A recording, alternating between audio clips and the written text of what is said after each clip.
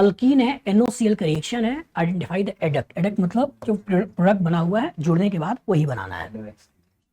CH3 CH double bond CH2, इसके ऊपर NOCl। बताओ इलेक्ट्रोफाइल कौन है?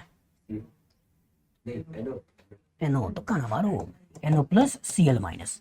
याद आया? हमने कुछ ऐसा लिखवाया होगा ENU। इलेक्ट्रोफाइल्स के पास लोन पेयर ऑफ इलेक्ट्रॉन है, उसमें क्या दिखाया था? हेलोजिनेशन, अलग अलग हेलोजिनेशन, NOx और HOX। याद आया? तो NO क्या है? इलेक्ट्रोफाइल, और X क्या है? न्यूक्लियोफाइल। तो इसमें NO कहाँ जुड़ेगा? किनारे या बीच में? किनारे, क्योंकि किनारे जोड़ोगे तो कार्बोकैटायन अनस्टेबल बनेगा, इधर जोड़ोगे तो कार्बोकैटायन अनस्टेबल बनेगा। तो इधर इलेक्ट्रोफाइल उधर न्यूक्लियोफाइल जोड़ दो, और यहाँ हो गया CH3, यहाँ हो गया CH पे Cl, और यहाँ हो गया CH2, और ये हो गया NO। ये तो बनेगा। अब देख लो कहाँ लगा हुआ है, कहाँ लगा है? शुरू से देख ले यार, उल्टा क्यों चल रहे हो? इधर से देख रहे हैं, इधर से ऐसे ऐसे ऐसे भी तो देख सकते हो। ठीक है, कौन सा हो गया? यही करना है। तो निगाहें इधर से पता नहीं क्यों खोज रही हैं। आगे बढ़ो ना। एडक्ट मतलब प्रोडक्ट, एडिशन प्रोडक्ट को एडक्ट कहते हैं। बस में आगे चलिए, आंसर कौन सा हो गया? बन गया। आसान है डिफिकल्ट है? बस इंपॉर्टेंट ये बेटा कि NOCl का इलेक्ट्रोफाइल न्यूक्लियोफाइल का सही पहचान लोगे, आंसर लगा लोगे। लेकिन अगर सही नहीं पहचानोगे तो हो सकता है गलती कर दोगे। कुछ लोग बदमाशी करेंगे कि सर Cl और NO एंटी जुड़ता है, ये तो सिन जोड़ दिया है। बच्चा ही तो है, दिमाग लगा लेगा कि सर एक तरफ से जोड़ दिया है। तो क्वेश्चन में कहा उसने स्टीरियो केमिस्ट्री पूछा है, तो क्यों बिना मतलब के स्टीरियो सोच रहे हो? बस में आगे लिखने में आदत में जरूर हम ऐसे दिखा देते हैं, समझा देते हैं, लेकिन जब तक स्टीरियो केमिस्ट्री ना हो दिमाग मत लगाओ। जब स्टीरियो केमिस्ट्री होता तब दिमाग लगा दे। जैसे मान लो क्वेश्चन पूछता कि इसके ऊपर इसका रिएक्शन करने के बाद कितने प्रोडक्ट बनेंगे, ये तो बनेगा तो क्लियर हो गया, लेकिन ये नंबर में कितना होगा? 2। अब स्टीरियो सोचो, क्या ये कायरल है या नहीं है? तो कायरल है, तो इसका इधर से भी अटैक हो सकता है, इधर से भी अटैक हो सकता है, तो कहीं कहीं 2 बन गए। जब क्वेश्चन में स्टीरियो आए तब सोचो, जब स्टीरियो ना आए तो मत सोचो। बस में जैसे पहले वाला क्वेश्चन लिखा था कि ट्रांस टू ब्यूटीन के ऊपर ब्रोमिनेशन करना है, बस में आगे तो उसने ट्रांस बोल दिया है इसलिए तुमने दिमाग लगा लिए, लेकिन सिंपल बोल दिया होता है ब्यूटीन के ऊपर तुमको ब्रोमिनेशन कर रहा है, तो बस BR लगा दो, प्रोडक्ट बना दो। बस में आगे तो जो क्वेश्चन में स्टीरियो दे स्टीरियो फोकस करिए, क्वेश्चन में स्टीरियो ना दे उसको फोकस मत करिए। बन जाएगा? केमिस्ट्री के इस क्वेश्चन को करने के बाद आपको मजा तो खूब आया होगा। आपको लग रहा होगा कि काश कोई ऐसा पेज होता जो सर ने बनाया हो और अपने माइंड के अंदर जो थॉट्स है उस थॉट्स को हमसे शेयर कर पाएं, जिससे कि मैं एक ही पेज के कॉरस्पॉन्डिंग पूरा का पूरा ऑर्गेनिक रिएक्शन को रिवाइज कर पाऊँ। तो है बेटा, अमेज़न पे अगर आप जाते हो तो यहाँ पर मेरे द्वारा 2 पेजेस बनाए गए हैं, जिसको मैंने बोला है कैप्सूल पेज है।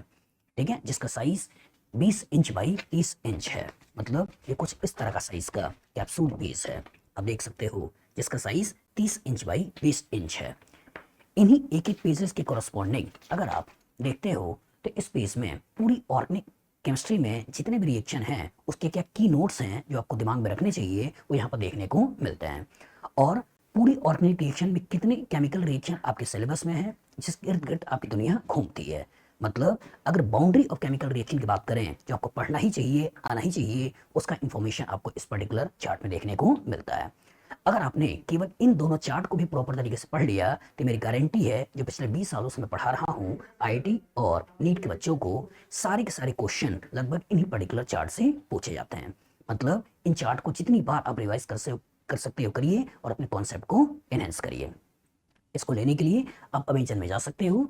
अमेजन में आप यहाँ पर लर्नोफाई टाइप करिएगा, तो लर्नोफाई टाइप करने पर आपको यहाँ पर मेरे द्वारा बना हुआ चार्ट दिखाई दे जाता है।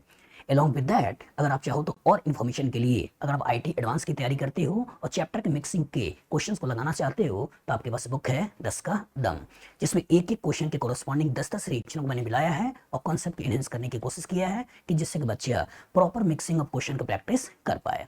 और इसको मैंने रेफरेंस लिया है 2007 से लेकर 2024 तक के पेपर में IIT के जो क्वेश्चन आए हैं उन्हीं के आगे या पीछे जोड़ते हुए क्वेश्चन को मैंने फ्रेम किया है। काफ़ी अच्छा क्वेश्चन बैंक है, इसके थ्रू अपने प्रैक्टिस कर सकते हो।